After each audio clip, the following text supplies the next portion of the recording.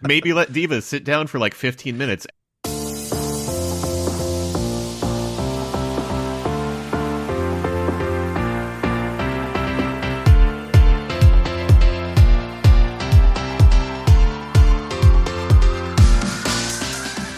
Hello and welcome to the Euro What, episode 254, dropping on February 4th, 2025. We are a pair of Americans trying to make sense of the Eurovision Song Contest. I'm Mike McComb, and I'm here with my co-host, Ben Smith. Hey, Ben. Hey, Mike. In this episode, we'll be talking about the semi-final allocation, Eurovision ticket sales, and a bunch of new entries that will be on the Basel stage. Oh, this weekend was a lot, wasn't it? Yeah, I kind of feel like I got hit by a truck. Yes, and it's only going to get more challenging from here, at least for the next couple of weeks. So, I thought that I was ready for this one, and it turns out, no, I was not. So, yeah, it kind of feels like it's just like a little out of practice. Had to do a speed run through about 25 songs. Actually, no, more than that. Like Latvia alone had 19 that I need to get caught up on before we were recording today. It was a busy full week. It wasn't just this past Super Saturday that was keeping us on our toes. On Tuesday, there was the semi-final allocation where the Big Five and host country Switzerland were assigned semifinals to participate in, as well as the other 31 countries that will be competing.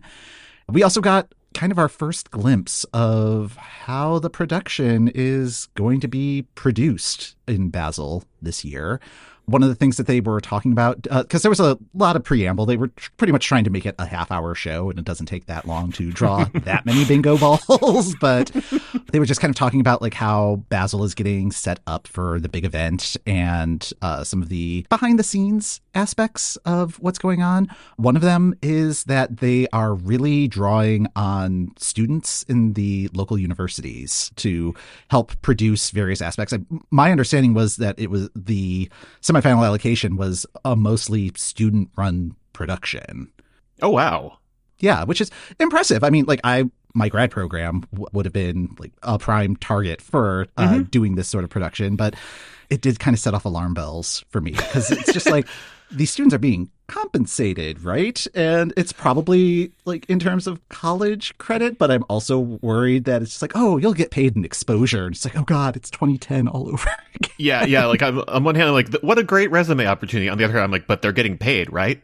It's admirable. It's admirable. And yeah, I'm sure if I were a student, I would be like super excited to work on this sort of thing, but also just the economic and exploitative potential. Like it's one of those things where it's just like I'm kind of want to keep an eye on this because it isn't sitting right with me just in terms of the economics of like pay your staff. Come on. Yeah. Like it's united by music, not united by unpaid labor. Right. So I'm hoping for best intentions, but I don't know. Like if they had not mentioned anything at all, I would not have as much concern, which is also concerning itself. So yeah. And there was another tradition that kind of got reinvented for the last, I think it was like 15 years. There was this giant keychain that was getting passed from host country to host country where a new trinket would get added to that keychain as a memento of the previous host city and going to the new host city. They got rid of that. It has now been replaced with the handover of a friendship gift, which I get the sentiment. The gift this time was a sort of quilted coat that was matching the color story of Nemo's like Muppet pelt thing that they were wearing during the performance of the code. They had also mentioned that it's at least partially made out of some of the existing like signage or something with this year. So like they got that beautiful Muppet color with a bunch of the tequila sunrisey graphics from last year. And it's another one like I appreciate the thought here. I think the keychain was getting a bit unwieldy. Some of the charms were like very large compared to others. It's an interesting if cluttered visual. On the other hand, I kind of wish that this year's friendship gift, as the first friendship gift, was a little bit like was less ugly. Yeah, and like that's the thing. I didn't really care for the keychain because I thought it was also kind of ugly. Like I like the sentiment behind this idea of that there's just like this memento of the handover. It's not just like a giant project manager notebook or something. It's not just a Gantt chart. Right. But as a visual representation, I'm just thinking of like, I think it was in Kyiv. They had the keychain on display in the Eurovision village, so you could see it and see I think it was like 6 or 7 trinkets that were on it at that point. But the thing was clunky. Like you would not lose your keys. That is the good thing about it. Mm-hmm. But it was interesting to see Blue Sky kind of have a meltdown over this change. Like, people were really attached to it. It's like, wow, that's something that I do not think about until each year's semifinal allocation. Be like, oh right, that thing. Oh, it's so big. When they were getting into the actual drawing piece of it, they were kind of snarking on Malmo last year's allocation draw, where they would draw the ball, like reveal the country that was contained within it, and then drop the piece of paper on the floor. And like they were really harping on that. And it's like, look at us. We have recycling bins that we're dropping our things into. So... Oh yeah, there's a lot of pettiness in the community right now, and I'm kind of enjoying it, but I'm yeah. The rest of the draw seemed to go off without a hitch. There will be 15 countries competing in the first semifinal, and then 16 countries competing in the second semifinal. Italy, Spain, and Switzerland are assigned to semifinal 1. France, Germany, and United Kingdom are in semifinal 2. We have structure for the contest, which I'm always excited about. My spreadsheet is super organized now. It's nice to be able to think about these songs in relation to other songs. Right. And yeah, the list is already shaking up in interesting ways. So happy about that. So that was very early Tuesday morning U.S. time. Even earlier Wednesday morning U.S. time were the ticket sales for the contest. Not a great experience for U.S. folks is what I'm starting to gather. I am the only person I am aware of on the U.S. side who received a code to buy tickets. Yeah, because like I did the full registration process and I got my hello, you have done the registration process email, and they got no further emails. Yeah.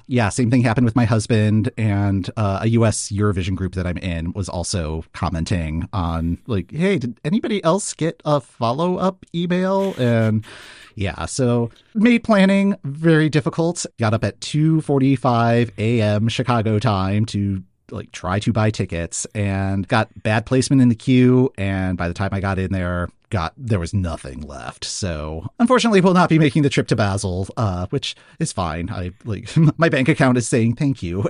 And tickets sold out in about 20 minutes. There was a follow-up afterwards for people who weren't able to get in and had a code. They could go into a pre-sale for the Arena Plus Jumbotron screening. So yeah, people who thought they may have had a fair shake on Thursday to go to that, I don't know if any of those ticket sales actually happened, because and it's still listed on the Ticket Quarter website. It's like, oh, tickets available. And I checked on Saturday, and it's like, I do not see a single ticket, like a single seat in the 36,000 bubbles that are on that page. just sort of like a Mad Men. Not great, Bob. Yeah. But like I was weirdly fine. And maybe that was just because it was like 3:05 in the morning. It was like, I didn't get tickets. It's fine. I just want to go back to sleep.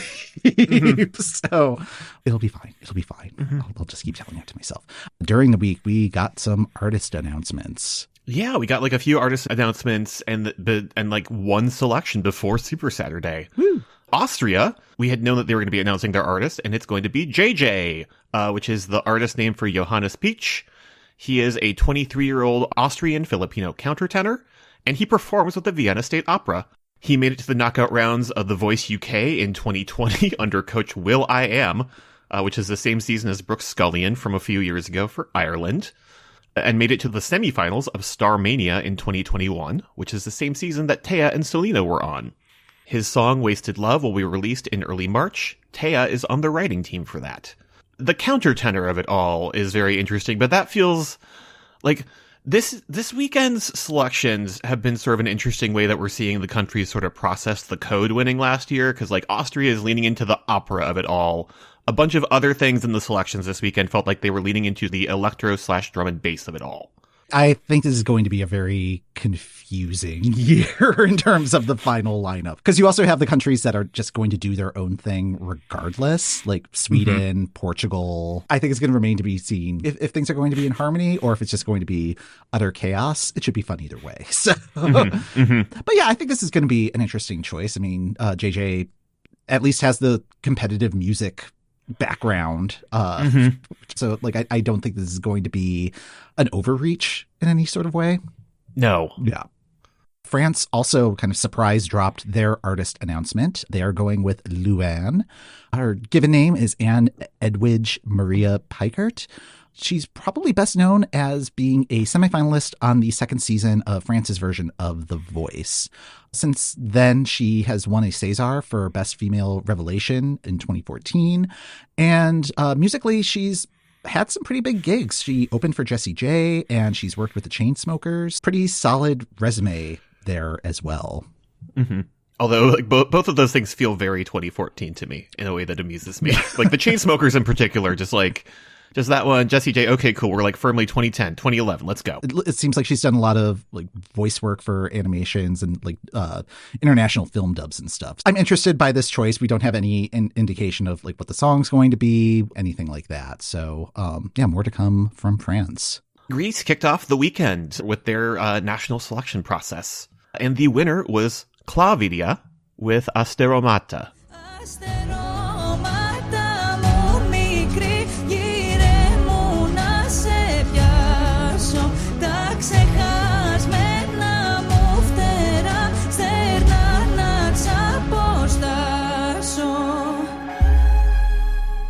So Greece's selection was hosted by Helena Paparizou and Sakis Rouvas. It was 50% televote, 25% a Greek jury, 25% international jury. Did you get a chance to watch this one, Mike?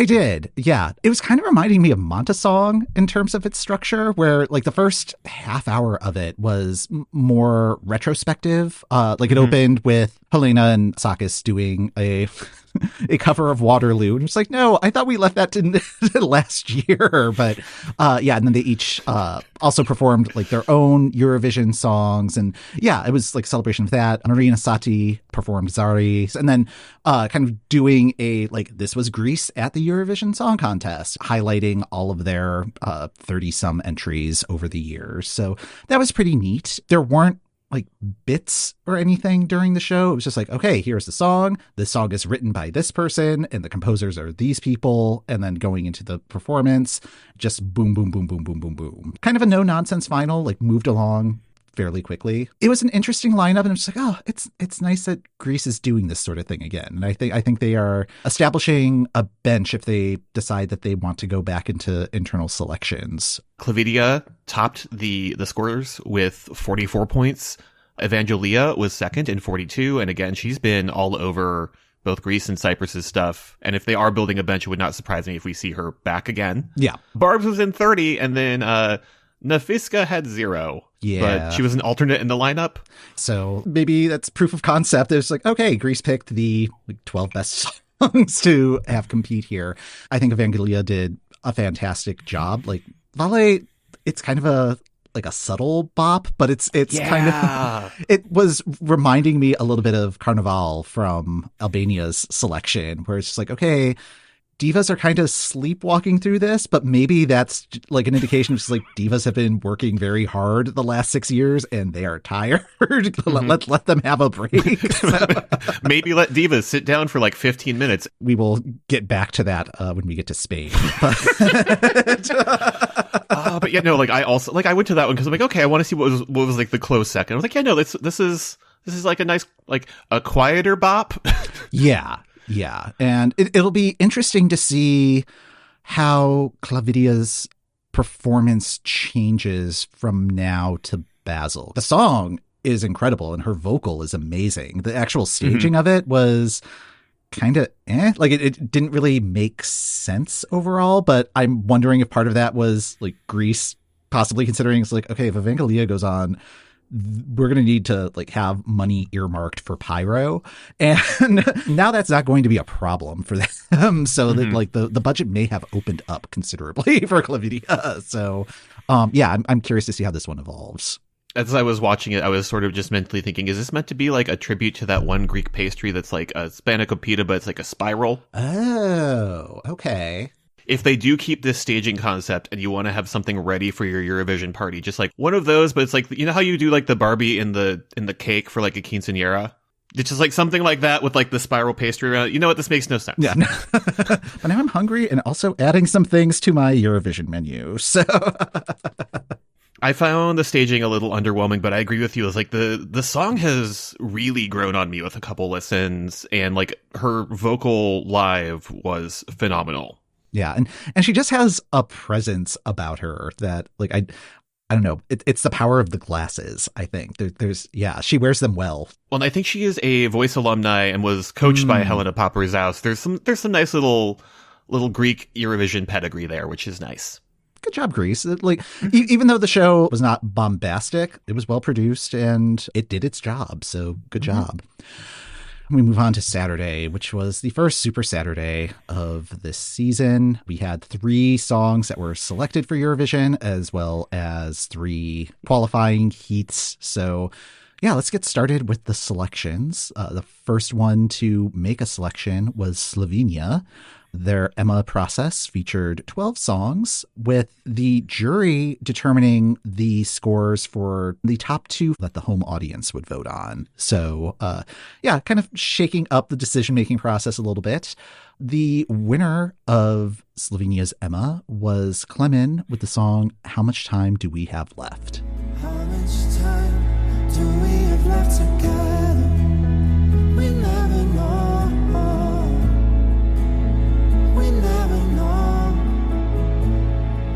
Wish we could take it slow.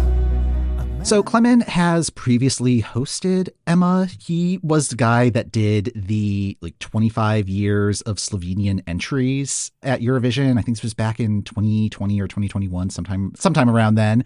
His B-roll going into the performances was for another video that he did recreating every Eurovision winner since 2000. Some of the B-roll was showing him getting makeup done for his Nemo impersonation and Netta impersonation. Did not include the Dave Benton blackface makeup tutorial. It's like, oh, no. Which is like, it is 2025. Mm-hmm. Can you make a recreating every Eurovision winner video? Yes. Does that mean you need to do blackface? Absolutely not. I should not have to say this. Watching through the video, and we'll have the video linked in the show notes, the attention to detail is quite good. And even to the point where it's like, okay, I'm going to start looking for things to see if they got that. And it demonstrates that Klemen is a Eurovision fan and possibly scholar. Like, that might be the way to describe it. Yeah. Yes. Because he's a political satirist. I don't know if it's like in the Capital Steps vein or Bill Russell vein, or like, I don't know how it's perceived in Slovenia, but going into the contest, it's like, okay, like his song is quite a serious ballad, and I was uncertain on the sincerity level behind it. Yes. Yeah, and as somebody who came into Emma completely blind this year, the B-roll into that song was just really weird tonal whiplash.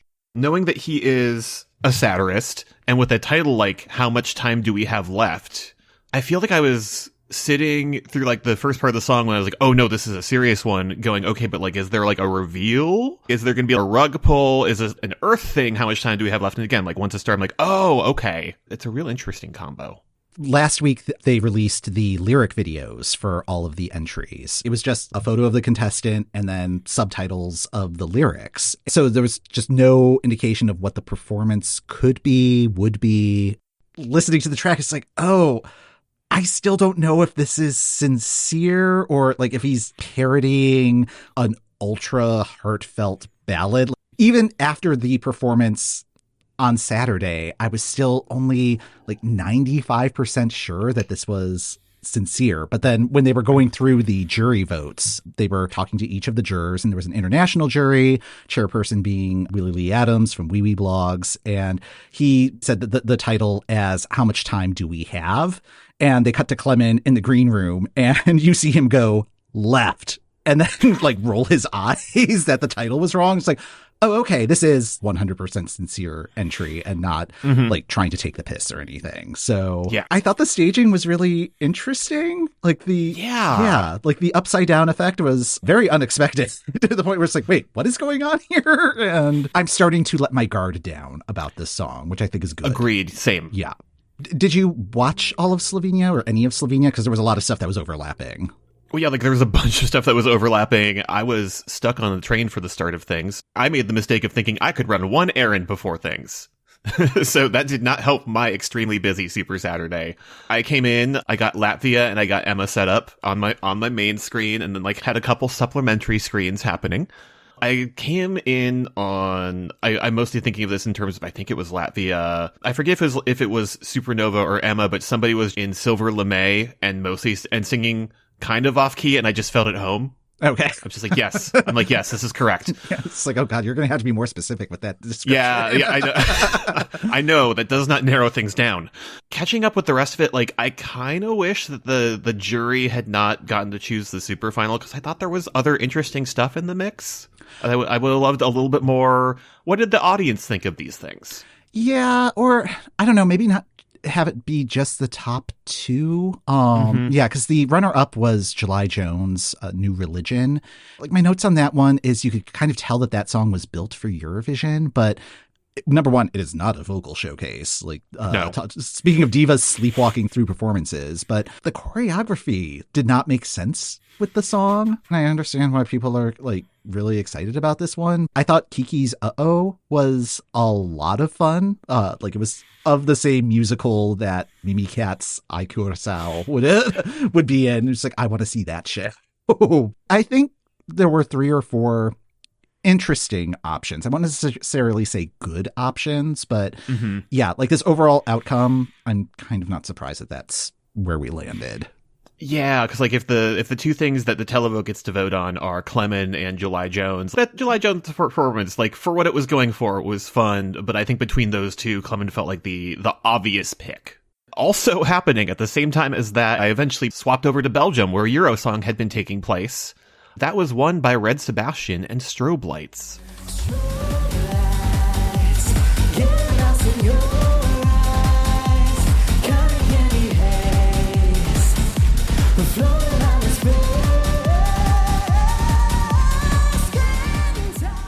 By the time I tuned in, we were getting sort of the lovely little recap of all of the performances, which was great. I thought there was some good stuff in there. Like, Belgium pulled it together, I think. Looking at the scoreboard, there was like a decisive choice, because Red Sebastian won the jury by almost 60 points. And then as the televote was coming in, like, these are some small numbers. And he got 291 points from the televote. The second place entry had 140 points total. I've watched the Red Sebastian performance a few times, and like it's very well put together, I think, for what they're going for. I understand why the song won, and I think the song is the most interesting choice of the 8 that were available. I really want to see a good stage production of it. I don't think Belgium has pulled that off yet. Like the showcase performance, that was just too small of a stage for that song. And then the staging on Saturday, like there were times where it felt like it was being like filmed at an ESC pre-party. I think that was a limitation of the stage. I don't think that was a limitation of imagination. Like, they brought in the backing dancers. I think the dancers need to come in a little bit sooner, but yes. I think that gave it a little bit more depth. But yeah, like it's still not quite working for me on the performance side of things. Speaking to what I said earlier with Austria's choice, this one is really leaning into sort of the drum and bass side of why the code won. It very much feels like Belgium is like, oh, we should do that. I would like them to figure out a way to make this feel a little bit more unique. Listening to it the first time, I was thinking, oh, this is really reminding me of Luke Telk. Which, I mean, like, we both love that track, and like I see that as a favorable comparison, but Luke Telk didn't do all that great on the scoreboard. It finished 14th. So yeah, like I think there's a little overestimation on how well this is going to do, at least as it's been presented so far. Again, like I think once they have a better staging concept and a larger stage to work with. Like, I think it was just like a bad stage for this song to try to perform on. And I think what they have, like what they're proposing as the stage in Basel, I think that's going to give it a little bit more space to breathe, or at least help it maintain the momentum. Like that's the thing with the current staging is like, I really feel like it's killing the momentum of the song. Yes. This is neither here nor there, but I'm absolutely doing a Photoshop of one Sebastian, two Sebastian, red Sebastian, and blue Sebastian. Yeah. The outfit and the hair is just calling for like a palette swap. The last song to get selected on Saturday came from Spain and their Benidorm festival. So RTVE actually put the show on their YouTube channel, so did not have to do anything about Raspberry Pis or figuring out VPN weirdness. Although thank you to the listeners who reached out with suggestions on what to do and what apps to have on Apple TV to try to watch shows. They changed up how songs were advancing this year. It was just jury vote and public vote, and they weren't revealing the hard numbers during the semifinals. The jury would say what their top four was. Then they would announce who the top four were in the audience vote, then announce the four that were actually moving on. It was very confusing on Tuesday because I was coming home from work, like I was watching this on the bus and like trying to follow along, and then just like, okay, here are four acts and everybody's celebrating, but it's like, okay, but now you're announcing more results. What is going on? But yes, ultimately the winner of Benidorm was Melody and the song Esa Diva.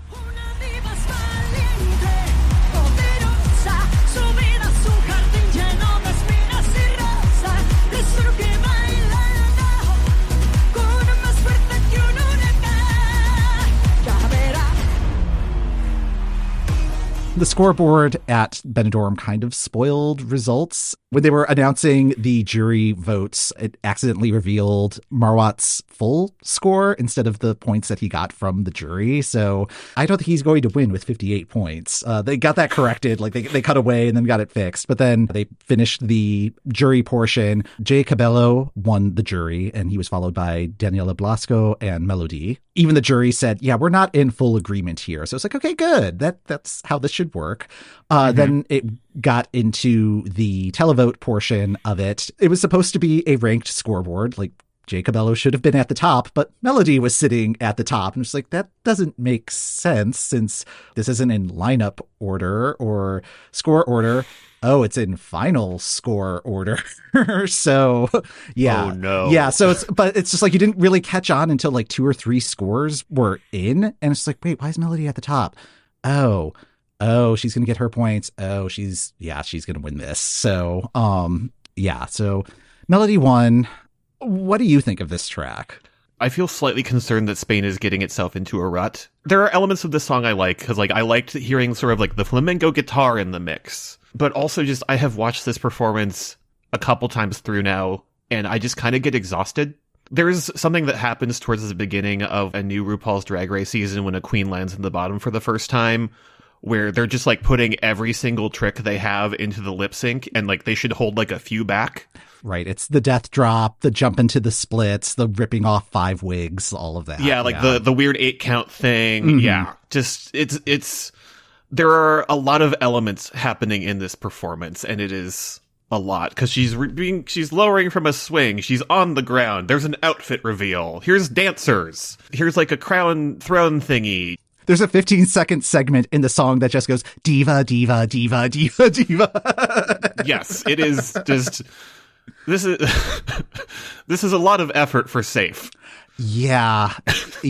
I mean, I think you're absolutely right that like there are way too many elements, and like I posted on Blue Sky, it's like I need to look up what the Spanish equivalent of kitchen sink is, and what I discovered is it's Thomas Gison, the Debs. It's like this has Swedish songwriters. This is the only entry out of the entire Benidorm field that has Swedish songwriter influence. I'm not thrilled about that. Also, I really think Jay Cabello would have been a fantastic choice. I think it was drawing on a lot of elements of other successful entries from other countries, and it would be interesting for, I don't know, Spain to send a guy to Eurovision. You could maybe try to go the non-diva route. It's been, the divas are tired.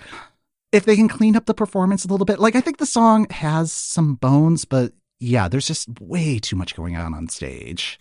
There's things I like about this. I like that there's a little bit of flamenco in the instrumentation. I think the idea of the song is fine, but again, I'm worried about Spain.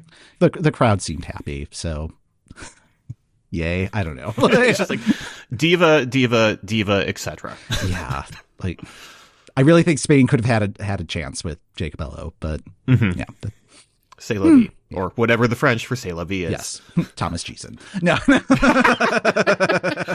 Speaking of Thomas Gieson, I was getting a little overstimulated, like having watched Emma and Supernova and Eurosong, and just sort of had Spain in the corner on YouTube, but mostly had it on mute because I'm like, I don't know where this is at. I don't know what's going on. I need something calming to wash over me, something that just sort of that'll be fine. And so just was like, okay, cool, it's Melfest time. Let's go. This was a decent first outing for this year's Melfest. They always start the first one with like a skit of some sort, and apparently it is Wicked season over there as well, because all of a sudden one of our hosts this year was done up in Elphaba makeup.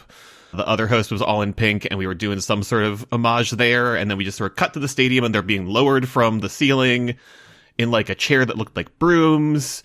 And then they just sort of rewrote the lyrics to the Froken Snooze song from last year to be about Melfest in general. Gunilla was there as part of the Wicked stuff, and I don't know like what role she was supposed to be portraying, because she was mostly just quoting the lyrics of her song. So, I'm having a great time. We love to see her.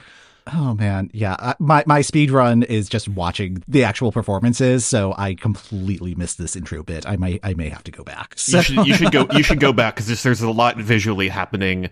The other thing that felt very Sweden is as they were doing the normal pan over the artist that will be performing tonight, they ended on a performer dressed like Yost, who then like fake punches the camera and is announced to be disqualified. Which, did you need to do that, Sweden? Well, let's just highlight the HR violations that happened under your watch. Neat. This was a decent lineup. I hope they have not stacked the deck too much with this first entry, but like they all felt competently performed. There was like the 7th song of the night, which is one of the 3 songs in the Swedish language that did not make it through. Felt a little bit like they were sort of putting a performer with a song and trying to fill a slot, but for the most part, these felt fresh. I thought the opening performance was just like a really good opener. Yeah, and they didn't make it through. I did think it was kind of funny though, because it ends with Albin Johnson and Pa like on this elevated platform, and you could see that they were told specifically, do not move on the platform. You must stand perfectly still, which like I'm sure that is a total health and safety thing, but it was just like kind of funny after like how much movement there was leading up to that moment. But yeah, like I thought that was a great opener. It kind of had like World Cup anthem vibes about it. There were the 2 songs that went through, and then there was also the 3rd place entry that is going to move on to like a wild card round at the end of week 5. And yeah, like I'm not surprised by the choices, because it's just like, oh, there are all the ones that aren't in Swedish. So John Lundvik's Voice of the Silent was the first announced direct to finale. That is a very solidly performed song, very much in his wheelhouse. Maya Iverson's Kamikaze Life, I hope Kim Wilde has a restraining order on retainer. This is just like very 80s Kim Wilde song. Yeah. I'm glad you picked up on that as well. So I think that's the point. But again, like it's the Debs. Yeah. They're doing their thing. Yeah. Mayra Omar's Hush Hush is the 3rd place one. I think that's a solid choice for 3rd place. It was well done. Yeah, I'm wondering if she may have gotten hurt in the televote, because there was some sort of camera operator accident that happened. Like somebody fell over, and then you could kind of see in the audience shots a camera getting swapped out or something was happening. But like, the technical direction on that, I honestly thought that she was going to get a do-over. But yeah, I think of the 3, that was probably the one that I enjoyed most, or was like the least expected that you would get from Sweden. It was still very like Melfesty, but I'm fine with all 3 of these moving forward. A few days before it had been announced via a post on the Melfest Instagram, iconic Melanacht incoming. That was Kardia performing the new song that he does like the vocals on with the electro act Huya, San Francisco Boy. I tried to translate the UMK comment on the post, and there's clearly an idiom being lost in translation, because the first line is just, I'm going to eat. So I'm just like, does either Swedish or Finnish lack the pronouns for his performance ate and left no crumbs or whatever? Or I'm just like, oh, that doesn't translate across the Finnish language, and that's fun. Yeah. So the best part of the performance is like the pants he's wearing are clearly referencing the bolero. And I thought that was very clever. If you are inviting Karja on your track, there's like nothing that feels weirdly. I was like, okay, you could do the same song like 20 years ago with Verka Serduchka as the guest vocalist. Verka was what I was thinking of as well. And it's like, oh, wait, is this like a Pokemon evolution thing? Like Karja's the larval stage, and then you like evolve into like the Verka butterfly, or how does this biology work? So It's weird to like bring him in as your vocalist and just have him do your standard electro guest vocal on it. I really enjoyed the song, and it was kind of another case of the interval act is better than any of the things that were on offer. Why are we? Yeah, like that was happening a bunch this weekend. Yeah, like to the point where it's just like, maybe we should like try to put together an alternate Eurovision of the best interval acts from the season and see which of those would have won in the semifinals. And anyways, next week's Melfest lineup includes Clara Hammarström, who has participated in Melfest since 2020, and Erik Segerstedt, who is the Idol 2006 runner-up. Latvia had their semifinal for their Supernova process. Originally, there were going to be 20 acts competing. Unfortunately, Greta had to withdraw her song Monster. She was ill this week, so only 19 songs competed, and 10 acts ended up advancing. Some of the more notable performances, I would say, Citizani, Marcus Riva, and Tautu Meitas all moved on to next week's final. Were you able to process any of Latvia among everything that was going on? I mean, that was one of the ones I had on just because, like, I wanted to see what they had in the mix this year, just given all the names. Mm-hmm. I think 19 is, like, slightly too many things for, like, a qualifier like this. At a certain point, they just kind of started bleeding together if they weren't really sticking out.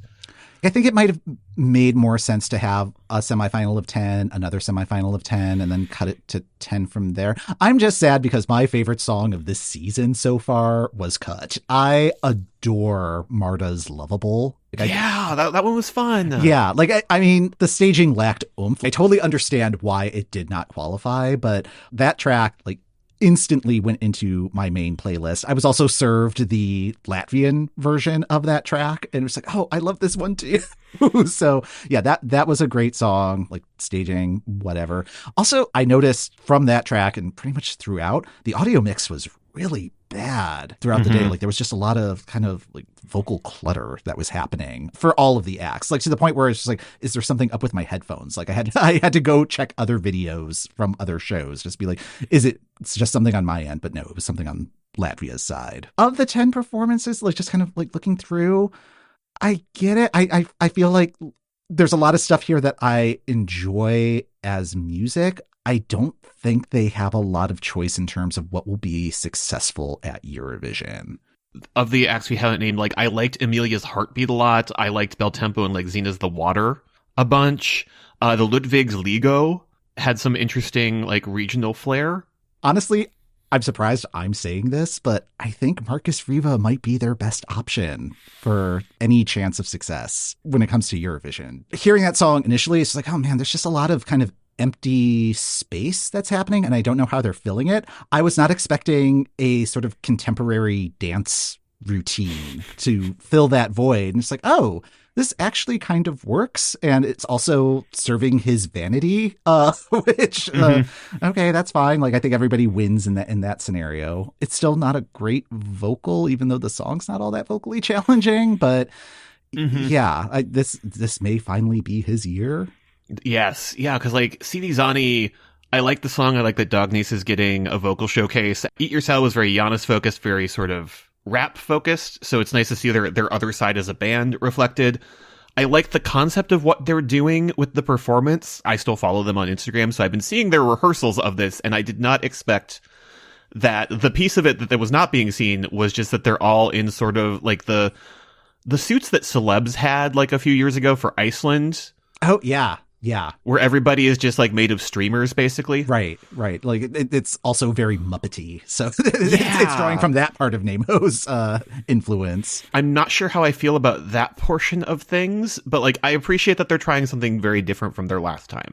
I agree with that. And that was another one where like I enjoy the track, like the studio track of it, but like listening to it's like, oh man, there's a lot of empty space in here too. How are they going to fill it? And like I think the Muppet Monsters are a good choice, but I feel like it's kind of monotone. It like they need to do one more thing with that just to kind of break it up. But it's probably between those Citizani and Marcus Reaver. Although like Totomaidas, I think their song is vocally very interesting, and like what they're doing, it's just like the staging of it felt very Latvian woman as opposed to Celtic woman. So it'll be an interesting final, I think. I don't know if I'm going to prioritize it just based on this semifinal. Now that they have cut this down to 10, I feel like I can focus on it a little bit more on just those ones, because like I wish they had done this with like a couple semifinals and then a final. Because just like I'm glad it was 19 things, because 20 would have been just too many. Yeah, which is a shame because I really like Greta's song too. Yeah, which again, apologies to Greta, but just also just like there was a lot going on. Yeah, like that's the thing with Latvia. This is like I love the music. It's just like the staging. The tracks don't necessarily translate to the stage, and that's going to be a struggle. Lithuania continued Eurovizija.LT. Amongst the jury this week was Monica Liu. Love to see her. And then in terms of the scores and how they shook out, Catharsis' Tavo Axis was both the jury and televote favorites, so that was right on through. And we had another week where second and third were a tie. In this case, Amoralu's Freedom had 10 from the jury and 7 from the televote. Liepa's Armiletum had 7 from the jury, 10 from the televote, and since the jury sort of takes precedence, Amoralu is through. I kind of liked Liepa's song a little bit better. Both were really hitting the drum and bass / electro side. My immediate note for Liepa's song was just like, oh, bad luck being in this heat. And I think that was the case for a number of the entries this week. Like this was a very strong heat, and I'm sad that there wasn't a little bit more distribution during the weeks, because there were a few things in here. It's like I'd like to see this again. So I adored the Joseph June song. I love his evolution through the Lithuanian selection processes that he's been part of. Like I've loved all of his entries, and it's kind of like what you were saying last week with Queens of Roses, where it's like I hope he keeps entering because I love this growth, and one of these times it's gonna hit. But also, jury, why is this so low on your list? This was fantastic. And just like had the bad luck to be in this heat. Cause like, I think in a couple of the previous weeks, it would have been in those top 2 really easily. I'm actually kind of surprised that Amoralu's Freedom did not resonate with the televote. Cause like I feel like it's almost there. And with like a light revamp, this could do really well at Eurovision. Like I'm just thinking my pet theory right now is the song that most closely approximates Grito, Portugal's entry last year, is probably going to win this year. Because I don't know, coming from the United States, that is the vibe right now. And I am buying what Amoralu was selling. And who is matching the vibe right now? Thinking about the question of like the interval acts being very good. When are we sending Nombeku Auguste to Eurovision? Because that was a fantastic interval act. I'll have to go back and watch that one because that did not make it into my speed run. It was very good, and I was like frantically Googling, wait a minute, is this the host? It's the host. Oh, what? Okay. Yeah, the one who always says hello America. Oh, okay. Yeah, no, just like she was the interval act this week. I'm like, why is she not entering? Like, why are we not entering this Lithuania? What's going on? And like, this is like the third week in a row of just like, okay, why is Gabrielus not in the mix? Why is Ruda not in the mix? Why is the host not in the mix? Yeah. These are all fantastic options of Lithuania. And like this week, we finally had enough things towards the top where I'm like, why are they all in this one? Looking forward to next week. It's going to be the last qualifying heat, and they're bringing the heat. So the last sort of processy thing that happened this week San Marino has announced who has advanced to the semifinal stage for the San Marino Song Contest. 221 semifinalists is such a troll. If San Marino had a middle name, I would be calling it by its full Christian name right now. Wait, no, the most serene republic of San Marino. What are you doing? Yes. San Marino. Yeah. They announced that there are going to be 6 semifinals, and this is consistent with what their process has been. It's just like they've like multiplied the number of people that are participating. Like I think last year it was about 150 people, so now they're up to 221. Only 8 of them are acts from San Marino. Like they have their own kind of mini qualifying round, but yeah, the other 215 or whatever are. That's going to be a lot of TV, but the big names to jump out from that include Besa, who represented Albania in 2024, and Serafin Zubiri, who represented Spain in 1992 and 2000. No word yet on when these semifinals are going to happen. I'm terrified by how big the final is going to be. Who knows? It could just be like one person advancing from each of these semifinals, which again, troll. But it's like 32 or 36 entries per semifinal. Like San Marino, what are you doing? Is this just like a Publishers Clearinghouse scam somehow? Yeah. The entrance fees alone probably pay for their Eurovision participation. So it probably pays for the country's entire infrastructure.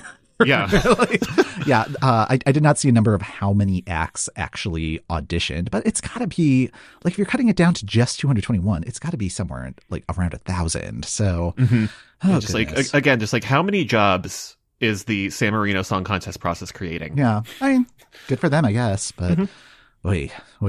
So yeah, that was this past week. This coming week, just as busy, if not busier.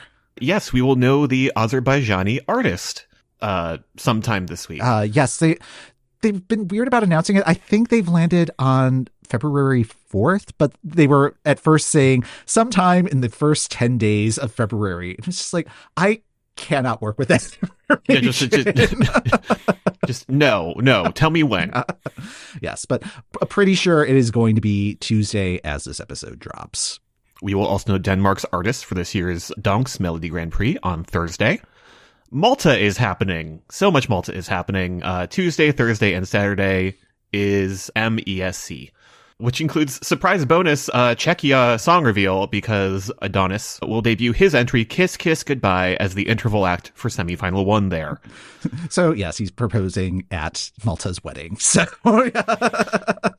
just like we called it. Awesome. I'm so mad I have to pay attention to semifinal 1 now. I think there's some good stuff. Let me Malta has options this year. I think it's actually like I'm actually kind of looking forward to see like how things shake out. Let me see what the highlights are for Malta.